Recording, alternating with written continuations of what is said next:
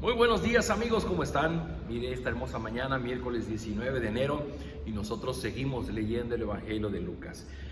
Hoy día muchas personas dicen que conocen a Jesucristo, pero muy poco saben de lo que Él hizo y de lo que Él enseñó. Querido amigo, querida amiga, no sea usted de las personas que son ignorantes de lo que Dios, de lo que Jesús hizo y de lo que Jesús enseñó. Yo le invito, tenga una Biblia a la mano, lea junto con nosotros cada pasaje, subraye, tome una libreta, tome sus apuntes y junto con nosotros vayamos descubriendo las cosas que Jesús hizo, las cosas que Jesús enseñó, porque sin duda alguna que son las mismas cosas que nos van a ayudar para que nosotros podamos vivir como miembros del reino de los cielos.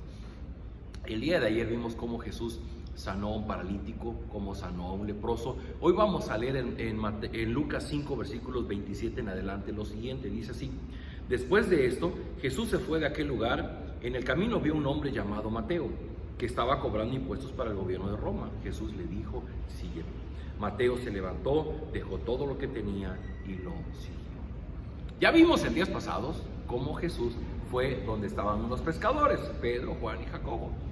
Y después de usar sus barcas y después de ayudarles a tener una copiosa pesca, Jesús termina diciendo: yo les hago una invitación, dejen ahora sus redes y en lugar de estar buscando peces, ahora van a buscar personas para el reino de los cielos. Y dice el pasaje que ellos dejaron sus barcas y fueron con Jesús.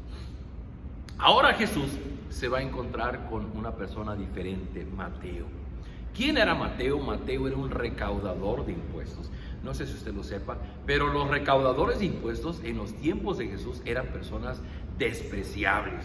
Eran judíos, pero que trabajaban para el imperio romano.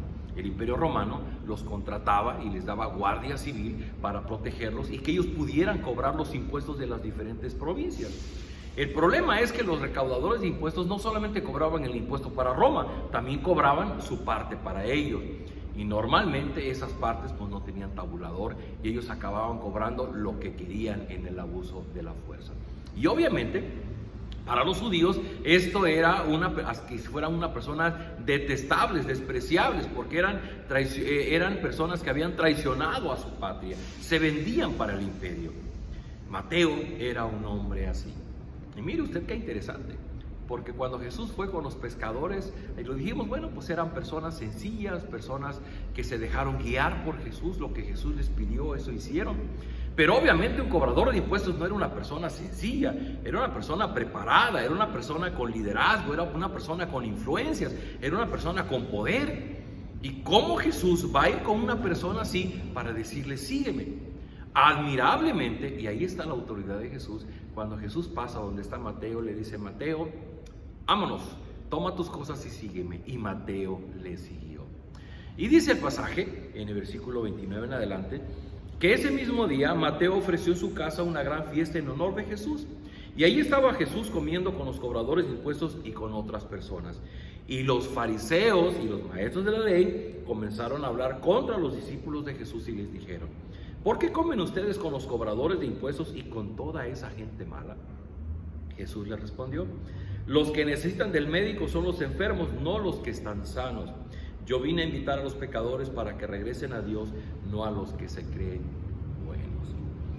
Este pequeño pasaje nos va a dar una gran enseñanza, porque miren amigos, normalmente pensamos que las personas buenas buscan a Dios y las personas malas no buscan a Dios. Y Jesús va a ser al revés.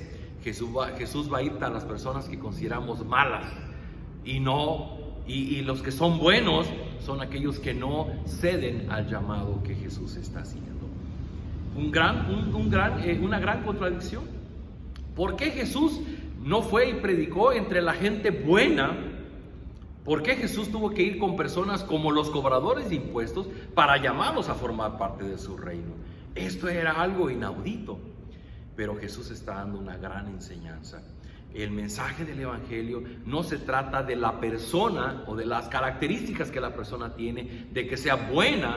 Nosotros a veces llegamos a pensar que aquellos que formamos parte de una iglesia es porque somos personas buenas, somos personas que no le hacemos mal a nadie, somos personas que buscamos amar a Dios.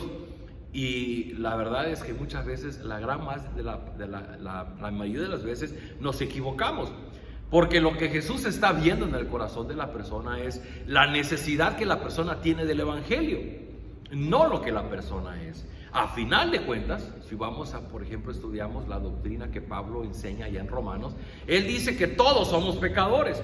No hay ninguno que sea bueno, no hay ni uno que busque a Dios. Y los que buscamos a Dios somos las personas que Dios ha llamado para que le sigamos.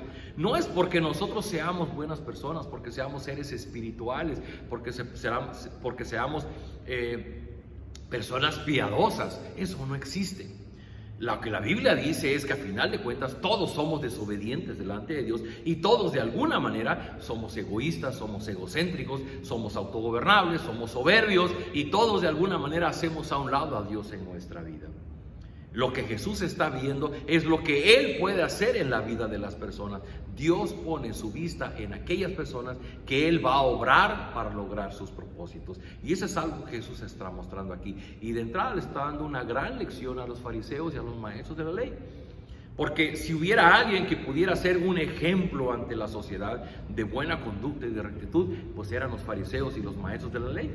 Pero curiosamente son los antagónicos del Señor Jesucristo, son quienes van a condenar al Señor Jesucristo, quienes lo van a perseguir y finalmente son los gestores de llevar al Señor Jesucristo a la cruz del Calvario.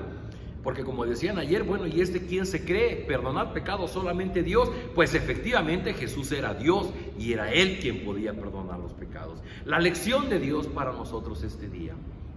El Señor Jesús, con su enseñanza, con el poder transformador de ese evangelio, no viene a las personas piadosas, no viene a las personas aparentemente buenas, no viene a las personas capacitadas, no viene a las personas con influencias, no viene a las personas que tienen poder.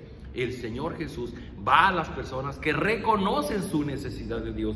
Dice, los que necesitan del médico son los enfermos, no los que están sanos.